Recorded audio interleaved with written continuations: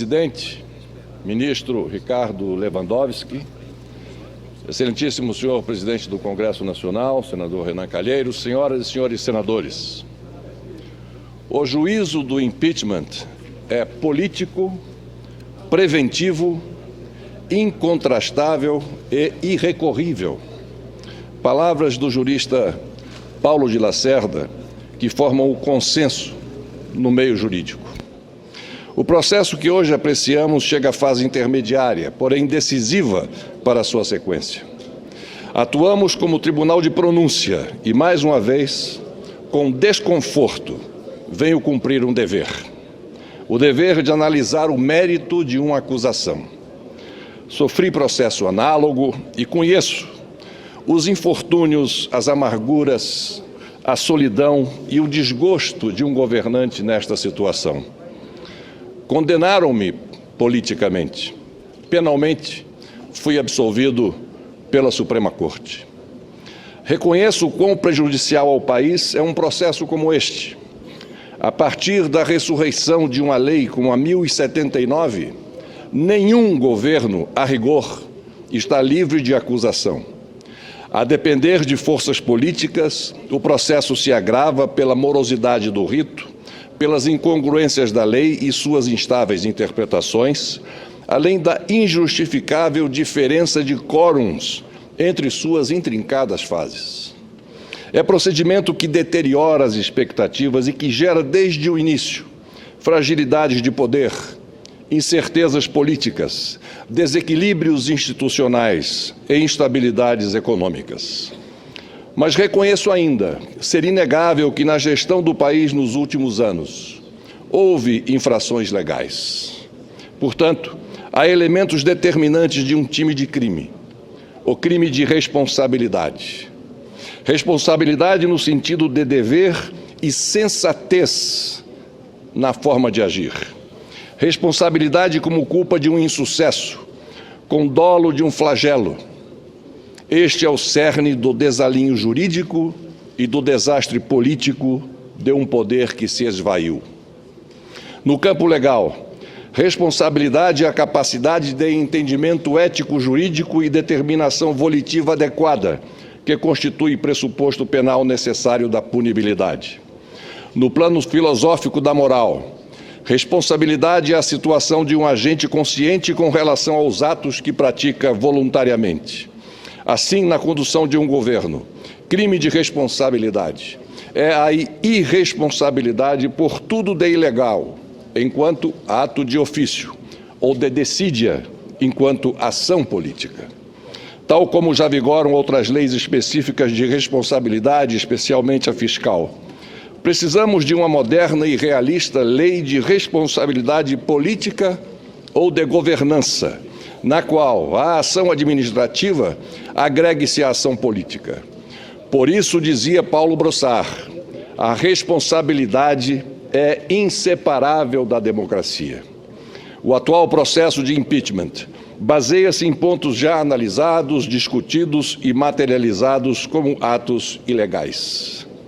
Se a participação da chefe do Executivo foi comissiva ou omissiva, culposa ou dolosa, explícita ou tácita, há de se ter o juízo. No processo de 92, alegou-se o artigo 8º, item 7 da Lei 1079, que diz: são crimes contra a segurança interna do país permitir de forma expressa ou tácita a infração de lei federal da ordem pública. Desde 2013, as infrações fiscais e orçamentárias eram apontadas publicamente por órgãos de controle técnicos do próprio governo e por todos os meios. O Palácio do Planalto tinha ciência dos avisos. Na dúvida, e por isso mesmo, era necessário averiguar os atos da equipe econômica. Na omissão, permitiu-se de forma tácita a infração de lei federal. É disso que se trata também. Talvez coubesse até tipificar outras infrações, como improbidade administrativa, prevaricação e o ilegal emprego do dinheiro público. Nossa primeira Constituição, a de 1824, já previa que o chefe do Executivo, naquele caso, o imperador, era o responsável direto pela nomeação e atos ministeriais. E a maior prova está na carta de Dom Pedro II, com recomendações em 1876 à filha princesa Isabel. Escreveu ele: terei incomodado alguns ministros com o cumprimento do dever que tenho, como chefe do Poder Executivo, pela Constituição, de apreciar os atos dos ministros. Já naquela época, Dom Pedro II se preocupava com as contas públicas. Há 140 anos ensinava nesta carta o mais básico princípio orçamentário. Toda e qualquer outra despesa não autorizada, claramente em lei, deve ser impedida. Se é preciso, proponha-se no projeto de orçamento ou em projeto de lei, caso tenha o motivo da despesa aparecido depois do orçamento sido votado. Ou seja, nada tão antigo, nada tão atual, nada tão imperial, nada tão republicano. O fato é que o resultado dos últimos anos do governo afastado foi um autêntico portfólio de desastres. O desastre fiscal, financeiro, orçamentário, econômico, político e tudo junto, o desastre social. É um catálogo que supera qualquer motivo para o que seria, no parlamentarismo, um mero voto de desconfiança ou um eventual desfazimento de gabinete. Mais grave ainda é que, em 2010, o governo recebeu o país em razoável ordem nos fundamentos econômicos para o progresso, além de estabilidade político-institucional e, principalmente, motivação social. Mas, desde o início daquela gestão, o Brasil entrou numa arena movediça, tanto no trato político, como na insistência com a matriz econômica que já mostrava sua inviabilidade e incapacidade. A partir de 2013, ao despesar as vozes puras das ruas, ao menosprezar as experiências anteriores e ao levitar acima da obviedade das crises, o governo tornou-se apartado da população, desconectado da realidade.